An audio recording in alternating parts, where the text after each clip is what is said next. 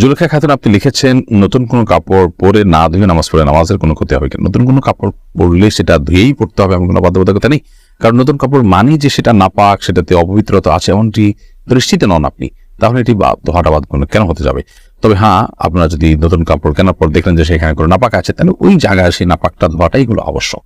অতএব শরীর দৃষ্টিকোণ থেকে নতুন কাপড় ধুয়ে পড়তে হবে এমন কোনো বাধ্যবাধকতা নেই। সুমন আহমেদ, আপনি লিখেছেন নামাজের সিজদা অবস্থায় যদি পা উঠে যায় তাহলে নামাজের কোনো সমস্যা হবে কিনা? সিজদা অবস্থায় পা সামান্য উঠে আবার আপনি জায়গা নিয়ে গেছেন, কোনো অসুবিধা হবে না। আর যদি পুরো সিজদা জুড়ে উঠে থাকে তাহলে আপনার নামাজ হবে না।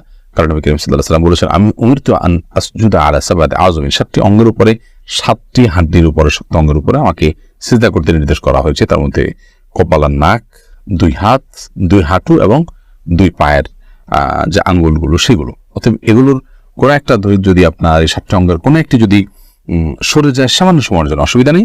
আবার তিনি জায়গা নিয়ে গেছেন। কিন্তু যদি